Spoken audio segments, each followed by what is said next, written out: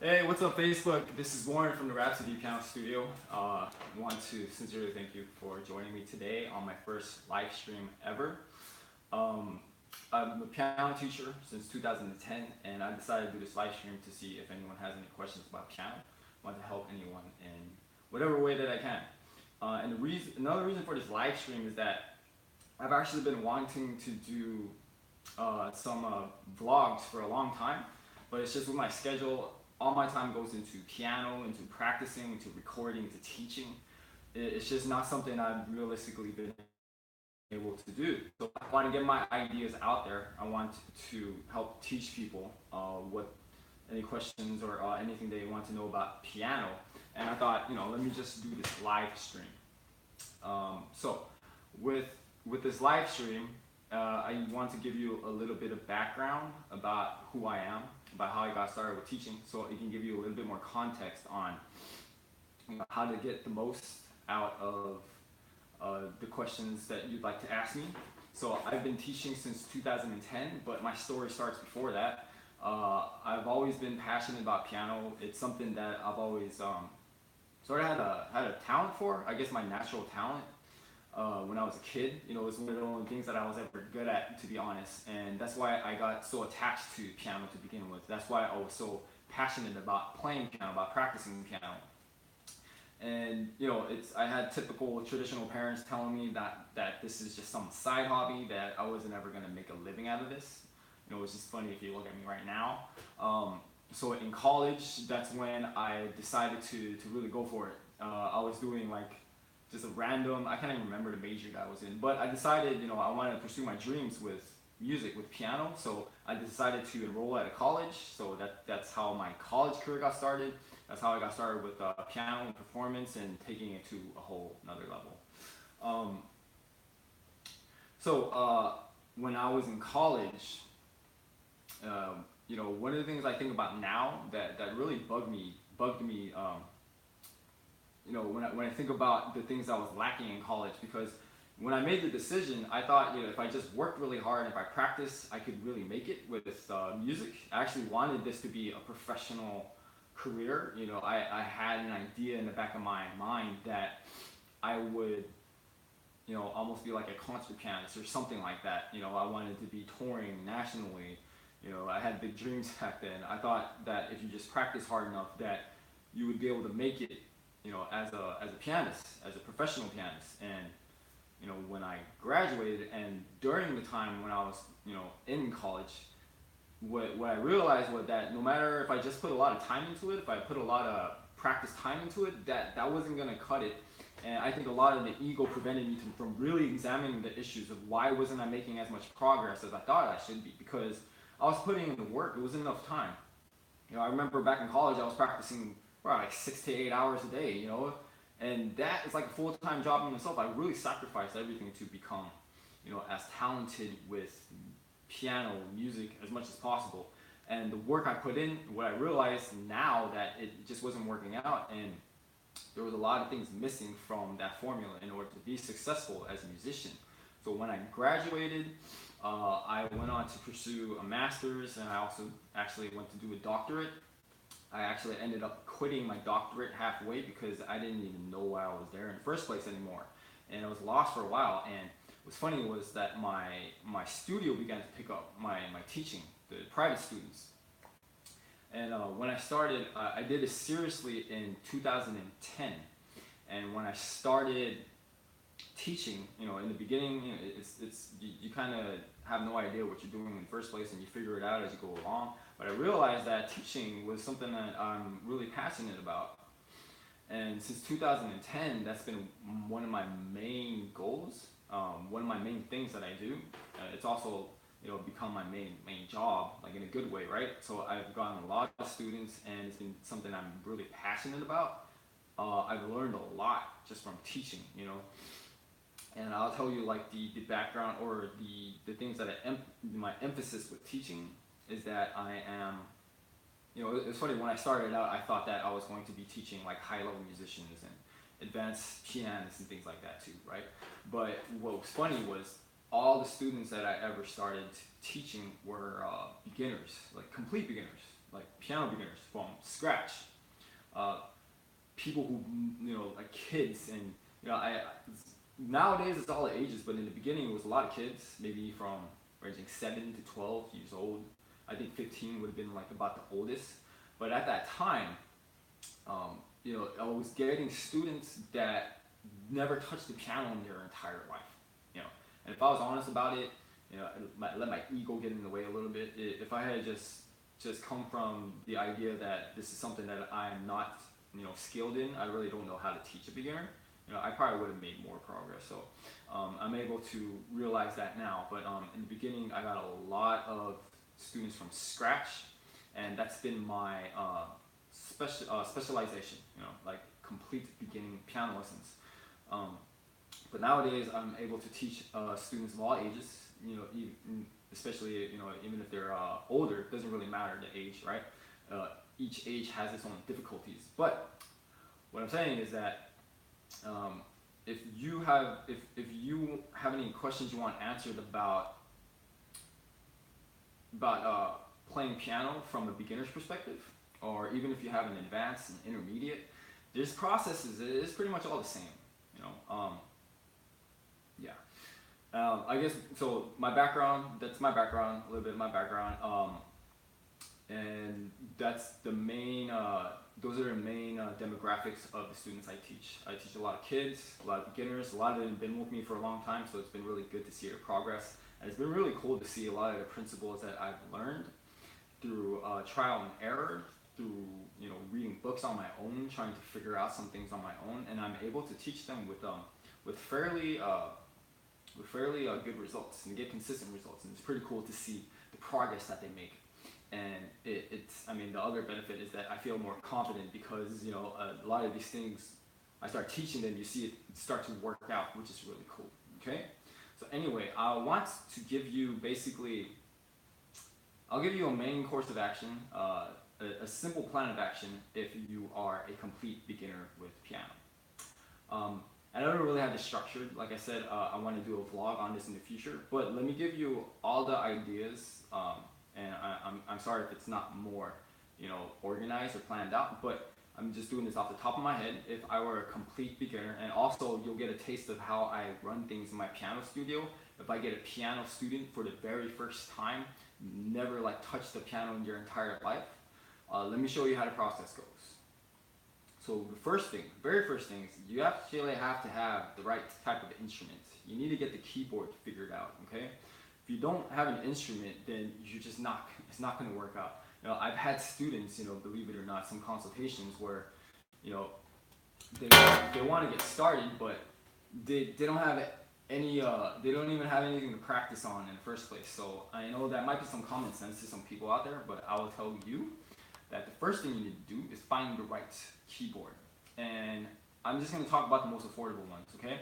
Because if you don't even know you're interested in about piano, I don't think you want to get like an upright piano or grand piano. It's like tens of thousands of dollars. That's not really easy. That's not something that everyone can afford.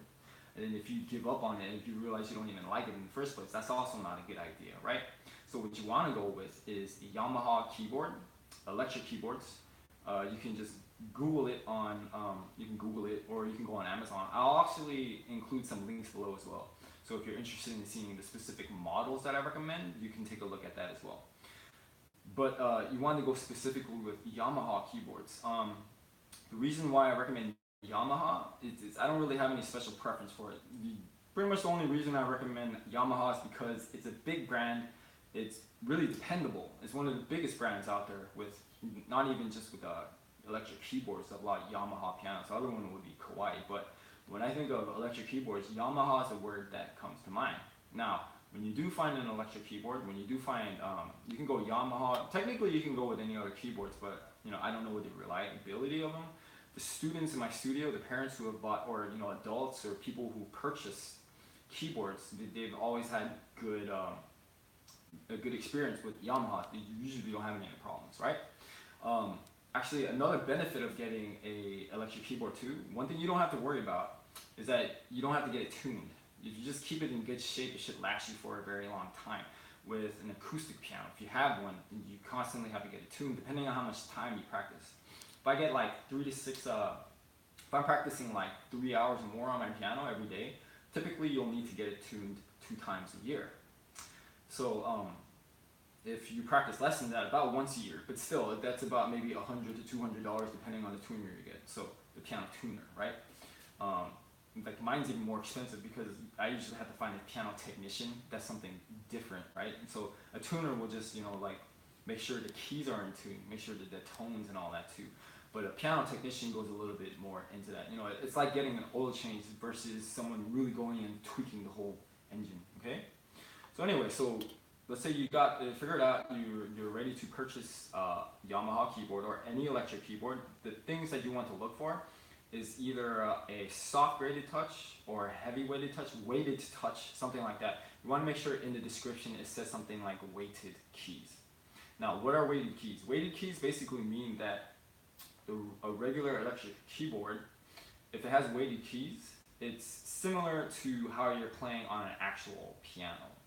Like an actual piano, you play soft. If you play slow, you get something soft. You play it in the middle, right? And if you play it fast, you get a really loud sound. So that's basically what weighted keys means. So it's basically kind of like an actual grand piano or any regular piano. You don't want to go with the ones that don't have that, because if you do, it doesn't matter how fast or how slow you play on the keys, only one type of sound will come out, and that's going to really affect your piano technique if you're interested in playing well, which is what I'm interested in. I want my students to not only be able to play piano, but I'm trying to give them good technique as well. So that's just, there's no compromise for that, in my opinion. Okay, make sure it's weighted keys. Now the next thing you want to think about is that, does it have actually, I don't really have a preference for this. It just depends, right? But usually, if it was me, I would just go for the full 88. It's not like you're going to be playing all 88 keys. 88 is standard keys on any piano. Full piano size keyboard is 88 keys. You can go any lower than that, maybe 76, but I would suggest not going any lower than that, because depending on your progress, what you're going to realize is if you start with a really small piano, then when you get better at it, you're going to realize you've already gone beyond the range, and you're going to have to shell out more money for a new keyboard anyway. So in my opinion, not a good idea to go really, really small. So somewhere around 76 or 88 should last you for a good while, okay? Now, besides that, if you look at the packages online, it's really up to you. You have a lot of flexibility after you have those requirements. So the price range could be anywhere from like 200 to even like 1,000. And if that sounds like a lot of money to you, it's not, because if you think about a typical piano, if you get like an upright, that's going to be anywhere from like 20, 30,000. It's like getting a car putting inside your house. So if you think $1,000 or even $500 is a lot of money, it's really not. And think of it as an investment, because hopefully when you buy a keyboard, you're going to be using it for a very, very long time. So what if you buy a keyboard and you use it for the next 2 to 3 years? That's like 2 to 3 years that you're investing in your musical education, okay? So another thing to think about is when you're looking up certain packages online, be careful if you're trying to go too affordable, because usually the $200, $300 price range, you'll only find the actual keyboard. It's not going to come with like a music stand. Maybe it'll come with a music stand. It might not come with a pedal if you're interested in if you do piano for a really long time, eventually you're going to need a pedal. But it's not going to come with like a stand for your keyboard. It's not going to come with a bench. So you have to really look around to find the full benefits. One other thing I want to mention, another benefit I just thought of with keyboards, electric keyboards, versus having a real piano, is that with an electric keyboard, it's electric, so you can plug headphones in. And I'm actually really jealous of people who can do that, because when you put headphones into your entire keyboard, that actually means you can practice any time of the day if you want. I'm a good neighbor. I don't want to make the people around me angry. So usually when it goes past a certain time, I can't practice, even though if I want to do some more. So a luxury would be able to practice at any times of the day. So you just put on the headphones, and you're the only one who can hear the music. So there's another benefit for the keyboard. Okay. All right. So I've covered the keyboard, and actually, I think Yeah, again, this is a little instructor. Sorry about that. But what I'm gonna do is I'm going to end the video right here. Keyboard. If you have any questions, if you missed this live stream, or you know you want to know more, today was keyboards. Next week, I'm gonna cover the type of music, the music I recommend that complete beginners should start with, or maybe if you're at any level, if you have specific questions to that, I can recommend other music to start. But I'm gonna go more into detail if you are a beginner getting started in piano, and if you want to learn what is the type of music, the music collection that you should start with. And I'll actually show you the exact music collection that I teach to my studio, to my students, and they work on this for a very long time. It's in my opinion the best collection of music that I've ever taught from, the best series I've ever taught from. So I'm gonna go with that, go into deal with that for next time. And I'm going to show you all the recommendations, and I'll link in the video description, of course, things that I recommend in terms of, or I'll link to the description below. If you want to check out my website as well, it's in the video description, so you can actually get a preview of the music that I teach in my studio. So next week, that's what I'm going to teach you. Real excited for that one. And then I think the following live streams, every live stream that I do, I want, by the end of the next series of live streams, my goal is to make sure that you know everything that you ever need to know about playing piano if you're a complete beginner. So I'm going to try to equip you with all the knowledge that you need, all the tools that you need to be able to get started playing piano on yourself, with yourself. But there's just one thing I have to say is that I think if you're just going to completely go learning to play piano on your own, it's really difficult. I wouldn't recommend that. So if you can, I would say as soon as you're able to, try to get lessons with a real teacher. I don't think there's any substitute for one-on-one, in-person private piano lessons. Like if you're just going to try to teach yourself piano by yourself, without the aid of an instructor, just not a good idea, because there's no way you know if you're even doing it the right way, and you might learn a lot of bad habits along the way. And it's way harder to unlearn a bad habit than it is to learn it right in the first place. Okay? Anyways, those are my recommendations. I want to thank you so much if you made it to the end of this video, for watching this video, for joining me today. Again, if you have any questions about piano, anything you're interested in about learning, then please pop in a question or comment in the video description below. Thanks a lot for joining me. Hope to see you guys next time.